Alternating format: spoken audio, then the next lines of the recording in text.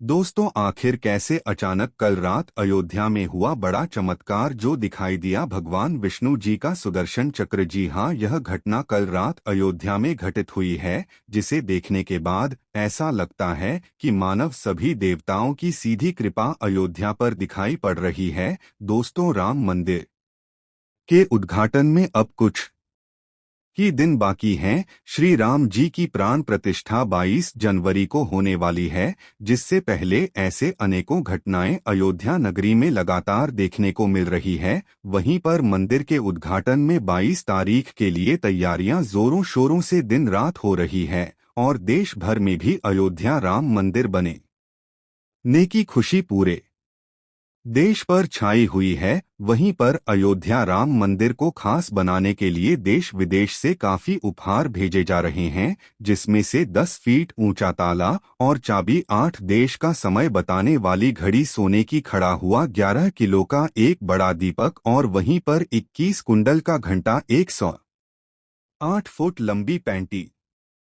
100 kilo की अगरबत्ती अयोध्या राम मंदिर में पहुंचाई गई है। दोस्तों, वीडियो में आगे बढ़ने से पहले अगर आप भी सच्चे सनातनी हिंदू हैं तो कमेंट में जय श्री राम लिखकर चैनल को सब्सक्राइब कर लीजिए और अपने दोस्तों के साथ यह वीडियो शेयर कर दीजिए। दोस्तों, जो घटनाएं अयोध्या में पिछले कुछ दिनों से घट रही है वह लोगों को सोचने पर विवश कर रही है कि आखिर ऐसा क्यों हो रहा है। जिसमें सर्वप्रथम गिद्धों के झुंड की वीडियो सोशल मीडिया पर वायरल हुई और गिद्धों के झुंड को अयोध्या में देखा गया। उसके बाद भालू सांप के झुंड को अयोध्या में देखा गया। ऐसे ही बहुत सी घटनाएं अयोध्या में घट रही है, लेकिन अब जो घटना वहां घटी है उसे देखने के बाद ऐसा महसूस होने लगा है जैसे कि भगवान श्री राम साक्षात अयोध्या नगरी में आ रहे हैं। उससे पहले उनके सभी अस्त्र शस्त्र, उनके जितने भी बड़े बड़े भक्त हैं, वह अयोध्या में प्रकट हो रहे हैं। दोस्तों, कल रात सुदर्शन चक्र जब अयोध्या में देखा गया तो घर के लिए तो ऐसा लगा जाम, पूरी धरती ही कांप उठी है। चारों तरफ प्रकाश ही प्रकाश था और एक बड़ा चमत्कार अयोध्या में हुआ हो जिसे देखकर सभी लोग हैरान हो गए। सभी के मन में यह शंका थी कि आखिर हुआ क्या, लेकिन जब उसे गौर से देखा गया उसका लगा कि वह सुदर्शन चक्र है और सुदर्शन चक्र को देखकर लोग उसके सामने नतमस्तक हो गए और भगवान विष्णु जी और भगवान श्री राम की कथा गाने लगे। दोस्तों, सुदर्शन चक्र का हिंदू धर्म में बहुत ही महत्व है, परंतु जिस टाइम्स को वहां देखा गया उसके बाद नासा के वैज्ञानिक तक वहां पहुंच गए और वैज्ञानिक भी इस बात से हैरान हैं कि आखिर ऐसा संभव कैसे हो सकता है। परंतु दोस्तों, यह प्रकृति कुछ अपने नियम और कायदे कानून भी लेकर चलती है, जिसे विज्ञान की ताकत भी रोक नहीं सकती। जिस समय यह सुदर्शन चक्र बाहर गिरा उसके बाद भारी मात्रा में पब्लिक वहां इकट्ठे हुए और सभी रिपोर्टर, टीवी चैनल और सभी सोशल मीडिया वहां एकत्रित हो गया कि आखिर ऐसा संभव कैसे हो सकता है। परंतु उस नज़ारे को देखने के बाद सबको भगवान श्री राम पर एक विश्वास हो गया कि श्री राम वाक्य में ही अयोध्या में आ चुके हैं। बस जो समय गुजर रहा है वह 22 जनवरी के लिए गुजर रहा है, क्योंकि 22 जनवरी को भगवान श्री राम की प्राण प्रतिष्ठा होगी और चारों तरफ बहुत ही अच्छा माहौल होगा। दोस्तों, सुदर्शन चक्र के बारे में तो आप जानते ही होंगे। वह चक्र जो भगवान विष्णु जी ने धारण किया था। सुदर्शन चक्र की मदद से भगवान श्री कृष्ण ने अनेक असुरों का वध किया था। इस चक्र को विष्णु ने गढ़वाल के श्रीनगर स्थित कमलेश्वर शिवालय तपस्या करके प्राप्त किया था। सुदर्शन चक्र एक ऐसा अस्त्र है जो अपने लक्ष्य तक पहुंचकर वापस आ जाता है। दोस्तों, सुदर्शन चक्र भगवान विष्णु के पास एक अमोघ अस्त्र था जो उनके कृष्ण अवतार के अंदर भी उनके साथ था। कहा जाता है कि सुदर्शन चक्र की मदद से कृष्ण ने अनेक असुरों का वध कर दिया था। यह असुरों का वध करने के लिए और देवताओं की रक्षा करने के लिए भगवान विष्णु ने धारण किया था। कहा जाता है कि प्राचीन समय के अंदर जब राक्षसों का अत्याचार देवताओं पर बहुत अधिक बढ़ गया तो सारे देवता भगवान विष्णु के पास पहुंचे और राक्षसों से बचाने का आग्रह करने लगे। तब भगवान विष्णु के पास भी ऐसा कोई अस्त्र नहीं था कि वे राक्षसों का वध कर सके। इस वजह से भगवान विष्णु कैलाश पर्वत पर जाकर 1000 नामों से शिव की स्तुति करने लगे। उसके बाद बिहार नाम के साथ एक पुरुष शिव को अर्पित करने लगे। उसके बाद भगवान शिव ने विष्णु की परीक्षा लेने के लिए विष्णु के लायक 1000 पुष्ट में से एक उसको छुपा दिया। भगवान शिव की माया की वजह से विष्णु को पता नहीं चल सका। वे पुष्प को ढूंढने लगे। उसके बाद उन्होंने भगवान शिव को अपना एक नेत्र अर्पित किया। तब भगवान शिव प्रसन्न हुए और विष्णु को वरदान मांगने को कहा। तब विष्णु ने ऐसा अमोघ शस्त्र देने की प्रार्थना कीजिए कि से राक्षसों का संहार किया जा सके। फिर भगवान शिव ने सुदर्शन चक्र उनको दिया था। भगवान विष्णु और श्री कृष्ण ने सुदर्शन चक्र से अनेक दुष्टों का वध किया था। कहा जाता है कि भगवान विश्वकर्मा की बेटी का विवाह भगवान सूर्य से हुआ था। सूर्य की अधिकता की वजह से वह अपना व्यवहार की जीवन नहीं जी पा रही थी। तब भगवान शिव ने सूर्य का ताप लेकर सुदर्शन चक्र को और पुष्पक विमान को भी बनाया था। भगवान विष्णु को सुदर्शन चक्र प्राप्त होने के संदर्भ में एक अन्य कथा का भी उल्लेख मिलता है। वीक मन्यु नामक ब्राह्मण रहते थे। उनकी पत्नी का नाम धर्म शीला था। वे सदा सारी महिला थी। उनके पुत्र का नाम उपमन्यु था। वे लोग इतने गरीब थे कि उनके पास अपने पुत्र को पिलाने के लिए दूर तक नहीं था। वह अपने पुत्र को चावल का धोवन दूध के रूप में पिलाती थी। एक दिन वह अपने माता पिता के साथ किसी भोज पर गया जहां पर उसने दूध से बनी हुई खीर खाई।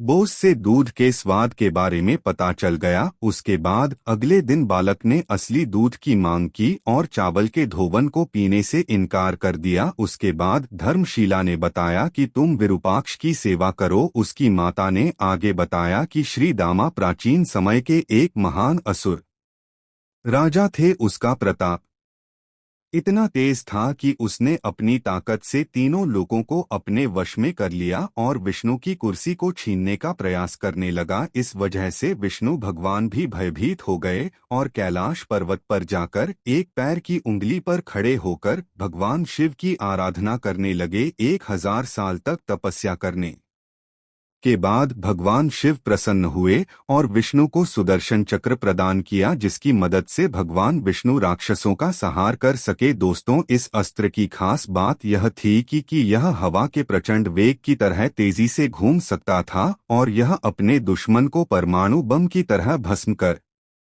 सकता था। यह चांदी की शिलाओं से निर्मित है। इसके चारों ओर त्रिशूल लगे हुए हैं। इसमें अत्यंत विषैले होते हैं। इस अस्त्र को बनाने की विधि को गुप्त रखा गया है ताकि कोई इस विधि से ऐसा अस्त्र नहीं बना सके। इस चक्र को फेंका नहीं जाता है, बल्कि इच्छा शक्ति से इसको मन के खिलाफ इस्तेमाल किया जाता है। एक बार यह उंगली से निकलने के बाद कि दुश्मन का नाश करके ही वापस आता है। सुदर्शन चक्र के अंदर 100 दांत होते हैं कि 8 किलोमीटर की यात्रा करने में सक्षम होता है। यह दुश्मन का तब तक पीछा करता है जब तक कि वह आत्मसम्मान नहीं कर देता। आत्मसमर्पण करने के बाद भगवान विष्णु खुद उसे बचाने आते हैं। दोस्तों, सुदर्शन चक्र को अयोध्या में देखकर अब यह महसूस होता है कि सच में भगवान राम अयोध्या में आ चुके हैं, जो कि उनका अस्त्र, उनका शास्त्र भी उनके पीछे पीछे अयोध्या में आ चुका है।